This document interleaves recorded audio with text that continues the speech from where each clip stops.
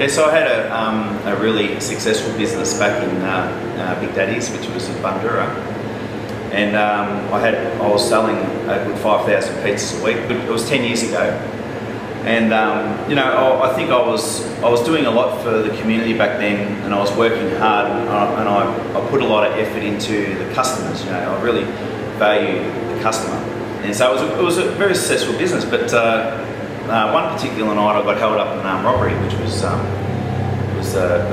dramatic ordeal, because I wasn't upset too much about losing money. I mean, because money can be replaced, but I think the biggest thing was that they stole something from me, and I didn't know what that was, because all of a sudden I didn't want to serve customers. I actually lost that drive. From the Big Daddy pizza shop, I couldn't be in the front anymore, and I just didn't want to be there. And so I'm working in here, and you know, all of a sudden I'm confronted. I have to serve customers, which was something that I was struggling with. I like to put my head down and just make pizzas. So I'm trying to get right out of pizza. I had enough. I was in this Croydon store, and then the shopping centre got sold. Then they told me that, you know, they're not renewing leases at the moment. They're going to revamp the whole shopping centre, and you know, there's a lot of uncertainty, and I was getting very concerned, because what was happening was I was continually working 7 days a week, from 9:30, 10 o'clock in the morning till 9:30, 10 o'clock at night, and I was just barely making wage, just barely making income, and there was times where I didn't. I was here and I saw this homeless man, you know, out the front of my shop, and I saw him begging for money and asking people, and I thought that's all I needed was a homeless man to come and see me. And sure enough, in he come. And he started asking for money. So my first instance was, mate, yeah, here's whatever money I had in my pocket, I just gave it to him. See you later. You know, I sort of thought about it, I wonder what he's going to do with that money, but I kept working away. The very next day, you know, he's out the front begging, and then he walked into my shop and asked me for more money, and I was more hesitant to give him anything.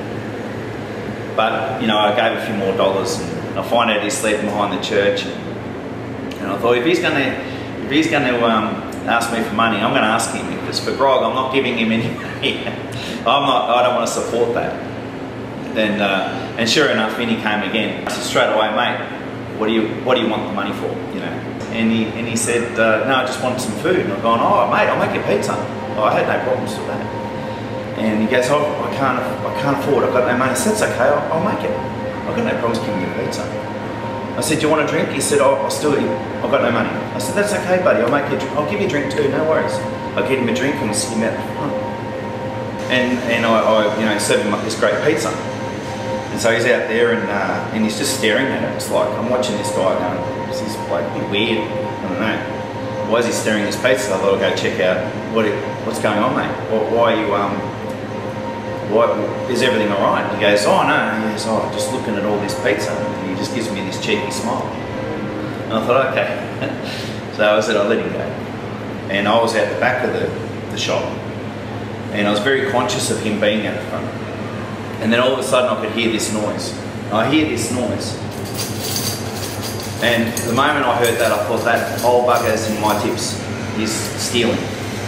As I come up to the counter, here he was, he had this little purse, and he's had it over the top of the tip jar, and he was shaking every cent. I couldn't believe what I was seeing. Seeing a homeless man throwing everything he owned, knowing that he's sleeping behind the church, emptying everything he owned into my tip jar. It was quite an impacting experience. And I said straight away, I said, you know, I knew his name was Wayne. I said, Wayne, whenever you want to come and have a pizza or a drink, you're welcome. The very next day he turned up again. I said, Wayne, I said, you want a pizza? Straight away I saw him. And he goes, oh, yeah, I've got no money for it. I said, that's okay, mate. I said, don't worry about paying for it. You're welcome. I told you yesterday. And so I gave him a drink, and I did the same thing. And sure enough, this old man did the same thing back at me again. He poured every cent he owned, and I don't know how much it was. All I could hear was the jingles at the point. But to me, it was everything he had. He did the same thing. I made him a pizza. Said he's got no money, pours everything in my tip jar, and I go, please, you're killing me, please stop doing it.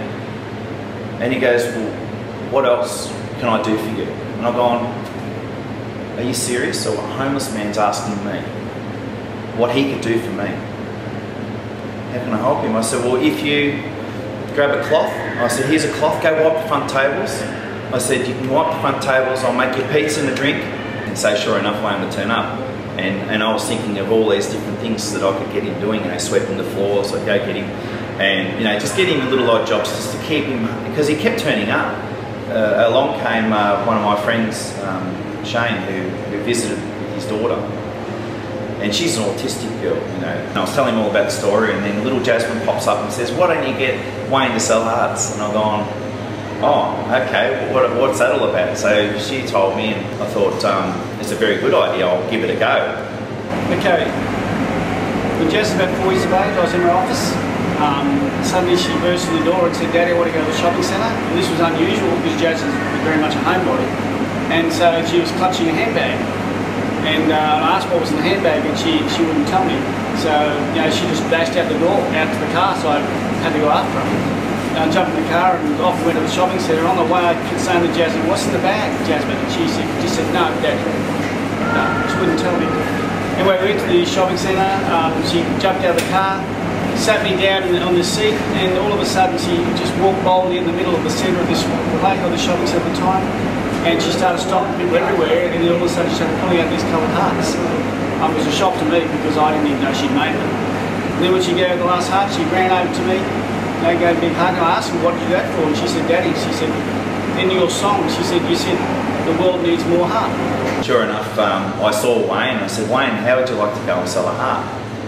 And straight away he just said no, flat out. That lady up at the Chinese restaurant, she always gives you, you know, a bit of feed here and there. Why don't you go see if you can go sell her the heart? And he goes, oh, okay then. So off he went, come down, and he was like, she bought the heart. He couldn't believe it himself, and he starts bawling his eyes out like a baby, saying, it's the first time I've made money for 30 years. You know, I saw what happened, and I thought, well, can I get some more hearts? So I bought them off Jasmine. This could be something that Wayne could do. And so Wayne would show up, and I would bag up these little hearts and put them in the bags, and he would go out and he would sell 20 hearts. It would take him, I don't know, maybe 4 or 5 hours, and he'd get, you know, $20 for himself, maybe a bit more with tips. $20 would go to Jasmine, so he sold them for $2. And that would support her process of helping her for her education and for her well-being, and I believe it's a really good idea. So, you know, she deserves the rights to that. For the next 18 months, you know, he'd turn up two to 3 times a week. Now, do you want to? So you want to go and do a few hearts today? Yeah. Yep. After about, you know, Jasmine's 200 hearts went, you know, I bought another 2,000 hearts, and over the next 2 years, just under, Wayne went out and sold all those hearts. And what I realised was the more I looked after Wayne, the better I felt, the better I was as a person. I didn't see much in the hearts other than what they were doing for Wayne, and then Wayne, you know, went to hospital. So I had a few hundred hearts in the shop, and I sort of thought, well, that project's finished because Wayne's in Peter James Centre, and I was more focusing now on supporting community. So I sort of, my business started to grow again. I started to see stimulation into the business, you know, where I was at over here. My spirit started to get more happier about being in business again, and I saw more future. And from there I went from that shop across the road, and then the shopping centre offered me a new shop here. And in came another man, his name's Don. And then Don turned up and he says, got $5. Straight away I thought, what do you like selling hearts? I said, I used to have a man come in and do this instead of asking for money, he'd go and raise money. He goes, oh, I'll give it a go. And so I gave him 5 hearts, and off he went. And I could see him storming back up, and I thought, oh, he's going to tell me to get nicked. And he comes in, he goes, got any more? And I go, no, you joke. And he sold 5 in like 5 minutes. It was so quick, it was unbelievable. And so now I've got a great mate in Don, and Don now has been out there selling hearts, and he would turn up, and you know, he could go out there and sell 80 hearts without even blinking an eyelid. And the biggest thing that he sees is he's actually helping a little girl who now is getting an education because he's going out once a week. Well, one of the important things is that he experienced what we would call awe and elevation from the gift from the homeless man. And he, instead of fearing that he was being stolen from, he realized that somebody who had less to give than he did had shared with him, And as a result, he felt suddenly moved to be able to give to an entire community of people.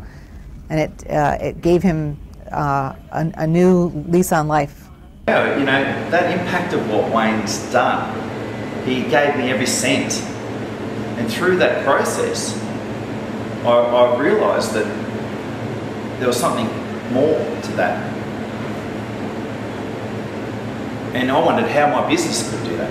How can my business impact a community the way Wayne impacted me? So I started giving out free pizzas. So I started, a friend, you know, said, well, I'll start giving out pizza cards, you know. And I'm going, oh, off you go then. So, you know, let's say I gave out 100 pizza cards to anyone in Croydon. And what I found was no one would accept it. And it's like, wow, that's a bit weird. I'm giving them a free pizza, but they're not coming in. If I give it to them in a competition, they come in, so I won something. So there was a sense of need to engage. The other person needs to engage. And then I saw on the news the schools needed, you know, funding, and I thought, wow, funding for my pizzas. Well, if I put value on my pizza, then I allow the schools to raise the money. Once that happened, I actually saw these cards coming back in the shop. And then I realised, I didn't realise, but I did realise that people need to give back. The vouchers were given to us at Eastwood Primary School to hand out to all the families at Eastwood. We didn't have to pay anything for the vouchers. We were just told to charge each family $5 per voucher. They then in turn went to Greg and exchanged those vouchers for a pizza. At no cost to us, we got the full $5 off Greg, which therefore contributed towards the valedictory night.